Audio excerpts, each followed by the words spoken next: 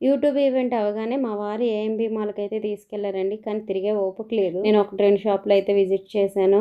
ఇంకా తర్వాతొచ్చేసి మా వారాల ఫ్రెండ్ ఆళ్ళ ఇంటికైతే ఎళ్ళిపోయాము. వాళ్ళకి హెల్పింగ్ చేసే అమ్మాయి అయితే నాతో ఫోటో తీసుకుంది. ఆ అమ్మాయి పేరు రేణుక అనమాట. నేను యూట్యూబర్ అని తెలిసి నాకైతే చాలా హ్యాపీగా అనిపించింది. అందుకే మీకు కూడా ఫోటో షేర్ చేస్తున్నాను.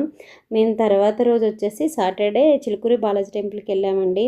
అక్కడ దర్శనం అవ్వగానే తర్వాత అక్కడి నుంచి డైరెక్ట్ చార్మినార్‌కి వచ్చేసి చార్మినార్ అయితే చూసాము. మధ్యలో కొంచెం వర్షం అయితే ఇబ్బంది పెట్టింది. తర్వాత కొంచెం చూడడానికి ఇబ్బందిగానే ఉందండి వర్షం వచ్చాక. దగ్గర షాపులు కదా! ఒక పావుగంట అలా తిరిగి చూసేసి మేమైతే డైరెక్ట్ రైల్వే స్టేషన్‌కి వచ్చేసాము. చార్మినార్ ఫోటో ఫస్ట్ టైం నేను ఎంపీపీ స్కూల్ చదువుతున్నప్పుడు అనుకుంటానండి.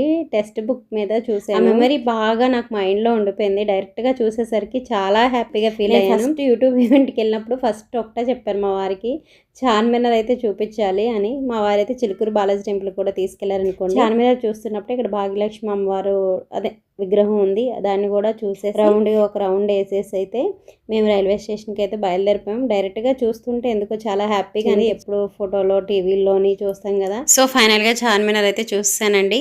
అక్కడ షాపులకు కూడా వెళ్ళాను. కానీ బాగా బార్గెన్ చేయడం వస్తేనే మనం ఆ షాపుల్లో ఏమైనా కొనాలి. తర్వాత చార్మినార్ నుంచి డైరెక్ట్ సికింద్రాబాద్ వచ్చేసామండి. సికింద్రాబాద్ రైల్వే స్టేషన్ రెనోవేషన్ అవుతున్నట్టుంది. అక్కడ నమూనా పెట్టారండి. దాని నమూనా చాలా బాగుంది. అందుకే చిన్న వీడియో క్లిప్ తీసి షేర్ చేస్తున్నాను. వీడియో నచ్చితే లైక్ చేసి మరిన్ని వీడియోస్ కోసం సబ్స్క్రైబ్ చేయండి. Thank you.